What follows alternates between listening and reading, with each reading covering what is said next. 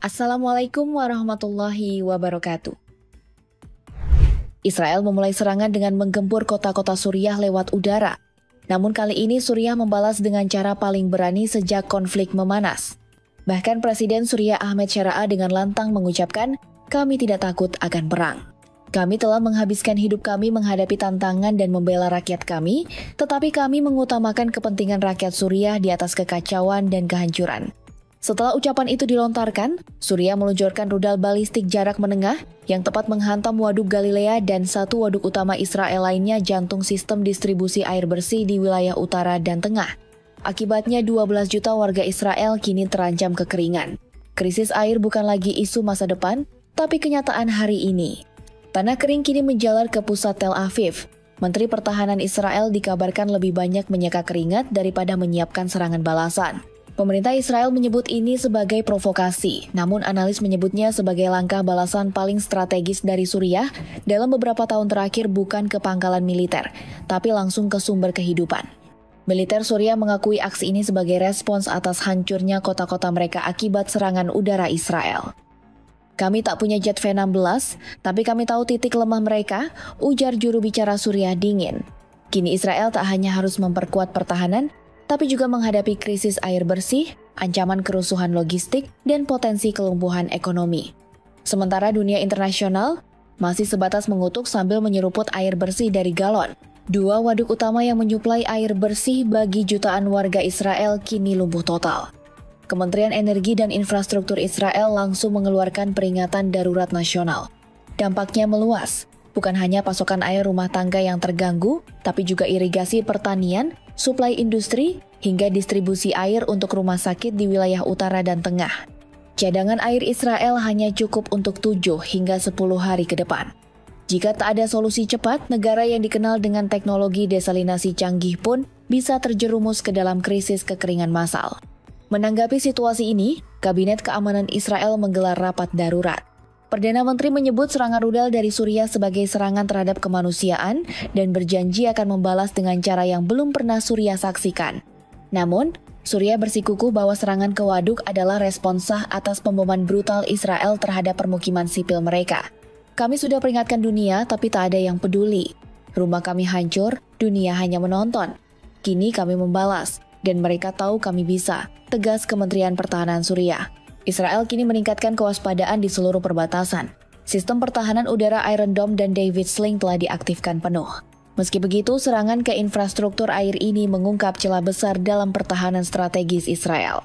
PBB, Uni Eropa, dan AS menyerukan deeskalasi dan perlindungan fasilitas sipil. Namun, hingga kini belum ada sanksi nyata terhadap Israel atas serangan awalnya ke Suriah. Krisis air bersih yang tiba-tiba melanda Israel kini menguji ketahanan nasionalnya. Serangan rudal balistik Suriah telah memicu kepanikan massal di berbagai kota Israel. Antrean panjang mengular di depot air, galon kosong di supermarket, dan warga mulai menimbun air seolah menghadapi bencana besar. Di Tel Aviv, Haifa, hingga Tiberias, ribuan orang menyerbu pompa umum dan toko kebutuhan pokok. Pemerintah memberlakukan pembatasan distribusi air, termasuk pengurangan pasokan harian untuk rumah tangga dan industri. Beberapa rumah sakit bahkan mulai mengalihkan pasien non-darurat karena keterbatasan air untuk sanitasi dan sterilisasi. "Kami lebih siap hadapi roket daripada krisis air," ujar seorang direktur rumah sakit di wilayah utara.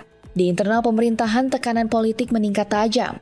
Oposisi di Knesset menuding pemerintah lalai melindungi infrastruktur sipil. Mereka menyoroti anggaran militer yang selama ini hanya fokus pada sistem ofensif, sementara aset vital seperti waduk dan bendungan diabaikan. "Iron Dome tak bisa selamatkan keran air warga," sindir seorang anggota parlemen. Pemerintah mencoba meredam keresahan dengan mendistribusikan air lewat truk militer dan logistik, namun banyak warga mengeluhkan distribusi tak merata, hanya terfokus di wilayah strategis dan pusat kekuasaan. Beberapa kota bahkan mulai menyiapkan evakuasi parsial ke daerah yang masih memiliki cadangan air meski terkendala logistik. Jika situasi ini terus berlanjut, konflik bisa berubah menjadi perang total lintas negara, ujar seorang analis geopolitik dari Brussels. Beberapa hari sebelum rudal Suriah menghantam waduk Galilea, jet tempur Israel menggempur wilayah-wilayah di Suriah. Kota-kota seperti Dara, Homs, dan pinggiran Damaskus menjadi sasaran utama. Serangan malam hari itu menewaskan lebih dari 700 orang mayoritas warga sipil. Meski diklaim menyasar logistik militer dan jaringan pro-Iran, Kenyataannya banyak bom jatuh di kawasan padat penduduk. Rumah sakit kewalahan, relawan melaporkan korban terbanyak adalah perempuan dan anak-anak. Palang Merah Internasional menyebut ini sebagai salah satu serangan paling mematikan dalam 2 tahun terakhir.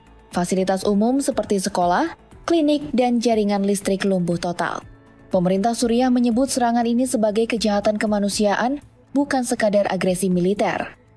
Mereka merilis dokumentasi kehancuran ke media internasional sebagai bukti bahwa Israel menargetkan warga sipil.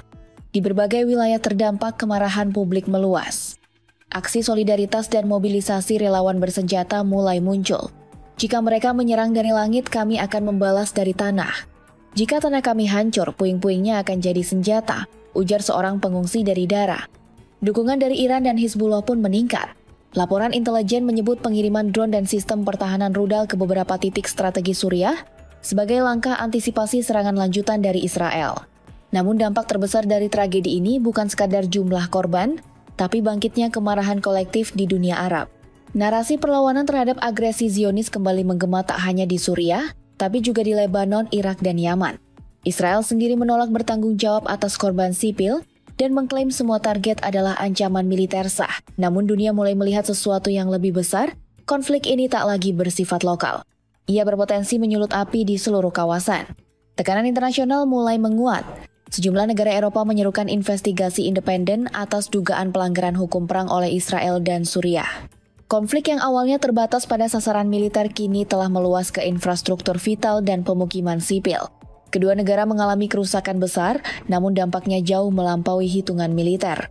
Israel kini menghadapi krisis dalam negeri terburuk dalam 2 dekade. Ancaman kekeringan bagi 12 juta warga memaksa pemerintah mengalihkan fokus dari serangan ke manajemen darurat.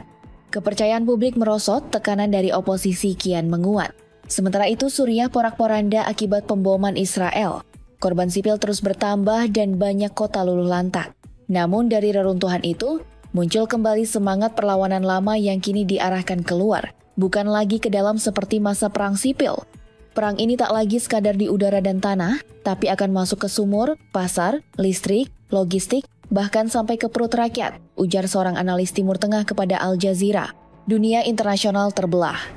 Sebagian mendukung hak Israel membela diri, lainnya mengecam penggunaan kekuatan berlebihan.